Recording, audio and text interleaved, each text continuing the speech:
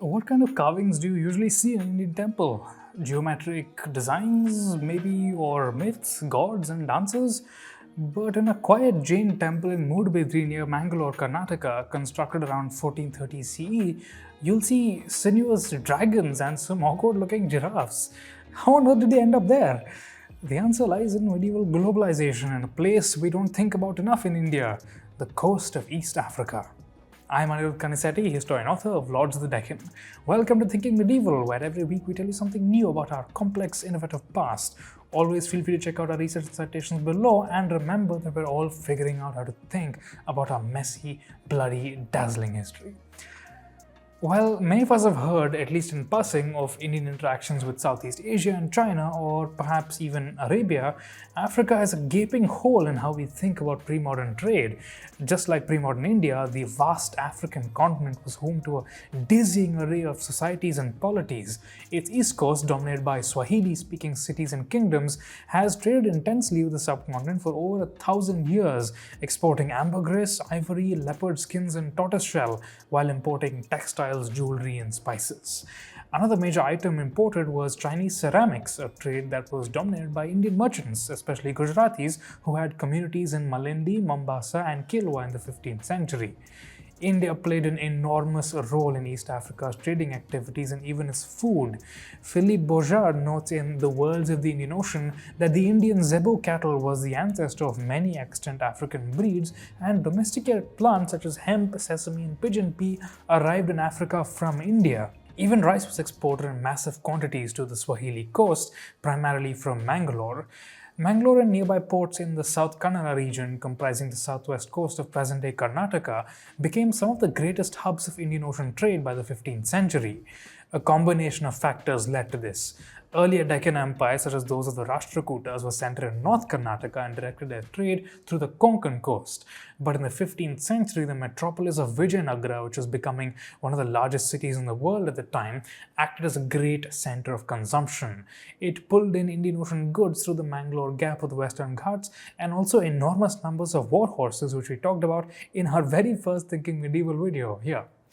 Mangalore also emerged as a center of pepper production, challenging the dominance of the Malabar coast.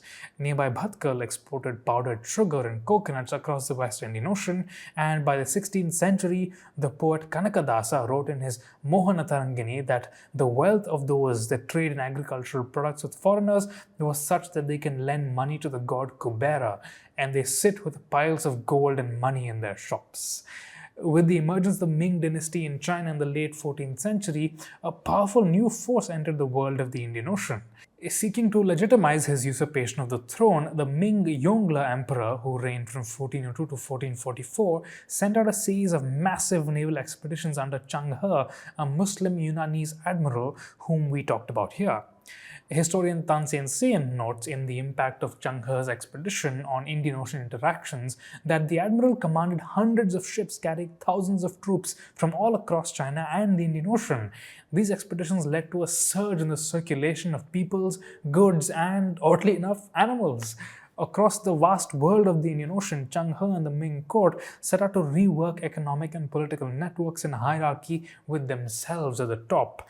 Javanese and Indonesian rulers were replaced and threatened to toe the Chinese line and provide tribute.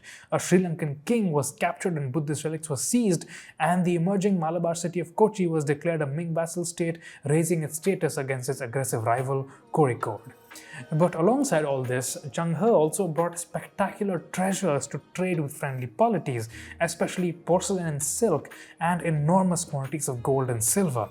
Rulers and traders across the Indian Ocean took notice, sending diplomatic embassies back with the Ming admiral, carrying their most exotic goods to impress the Chinese and secure trading agreements. Giraffes were among the most important animals that were sent with these embassies. Chinese officials considered them auspicious, divine beasts that legitimized the Yongle Emperor. Soon, the African state of Malindi sent one. Some were sent by Aden on the Red Sea coast. One came from Arabia, one from Sumatra, and some from the Sultanate of Bengal. all. All these animals must have been captured by experts in Africa on behalf of these polities, which is a sign of just how deeply integrated Indian Ocean commercial networks had become. The giraffes, notes Professor Jain in Cargoes in Motion, Material and Connectivity Across the Indian Ocean, were also living, breathing examples of the goods that global trade could offer to China and their ability to confer prestige on the emperor and the empire. Since these happened at a time when India-Africa trade through South Canara had reached unprecedented levels, it's possible that local merchants either witnessed these animals at port on the way to China or directly traded with Zheng He's fleet. Maybe in their houses they had Ming porcelain, or their wives wore saris of silk emblazoned with dragons. And so when these merchants commissioned the Moodbidri temple in 1430, they chose dragons and giraffes as sculptures to decorate it. Surely Indian merchants richer than the gods should have a temple adorned with the symbols of the vast, globalized world that they had so successfully participated in. If you have questions or comments, we'd love to hear them. Follow us everywhere on social media. You can find me on Instagram at Anirudh and at Connected Histories, and on Twitter at Kanisetti. We'll see you next week.